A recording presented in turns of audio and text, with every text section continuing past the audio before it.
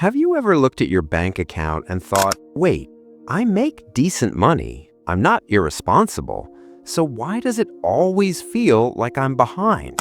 Like you get paid, you feel rich for about 48 hours. You maybe order something online, grab a few meals out, nothing crazy, and then boom, rent hits, subscriptions hit. Your credit card balance is somehow higher than last month. And you're sitting there thinking, okay, I didn't do anything stupid, so what just happened? Here's the uncomfortable truth. In many cases, you didn't mess up. You were guided there, quietly, intentionally, systematically. And today, I'm going to explain exactly how that works. My name is David, and I spend way too much time thinking about how money, incentives, and human psychology interact. If you're someone who feels like you're doing everything right financially but still can't seem to get ahead, make sure to hit the subscribe button and give this video a thumbs up if this helps you out. Because what we're talking about today isn't budgeting tips. It's not skip your morning coffee.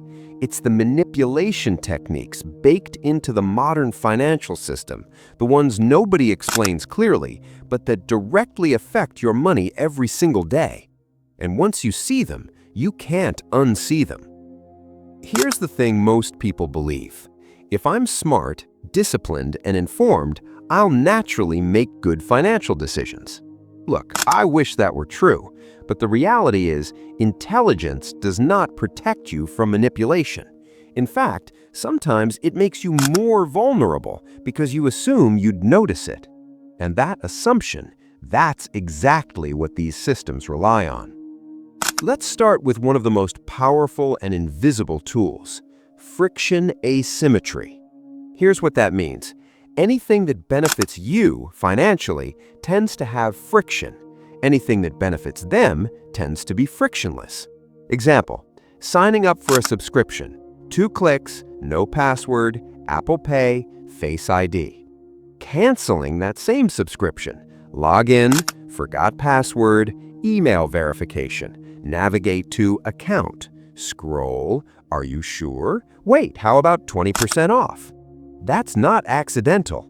According to a 2023 Federal TV Commission report, Americans spend over $1.4 billion per year on unwanted or forgotten subscriptions.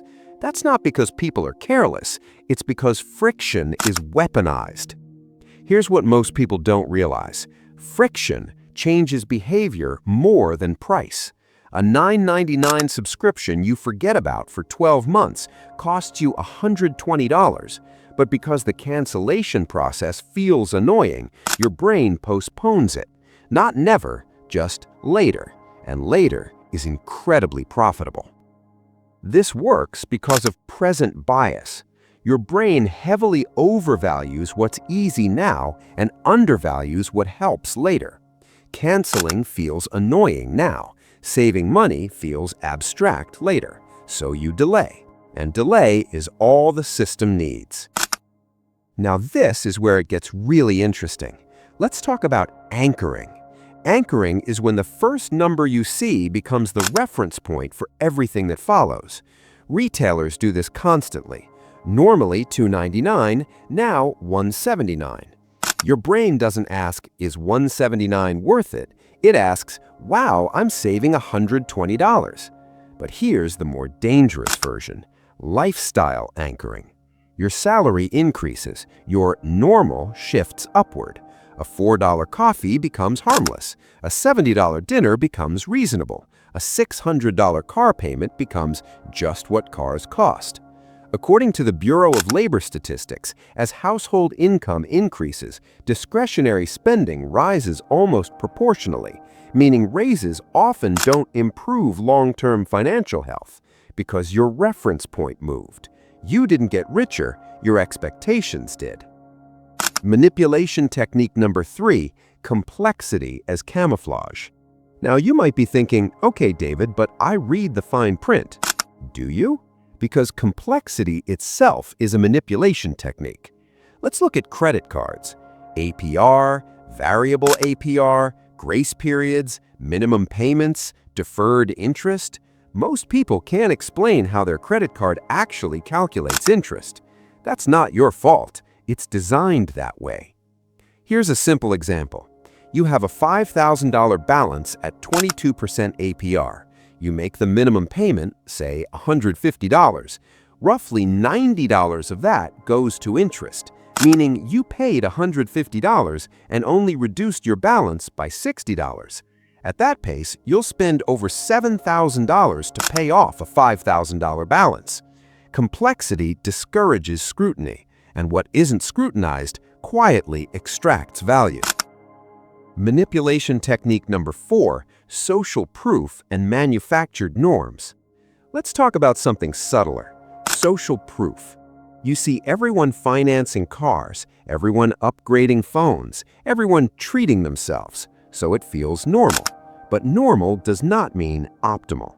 According to Experian, the average new car payment in the US is over $725 per month. That's $8,700 per year. Invested at a modest 7% return over 30 years, that's over $800,000.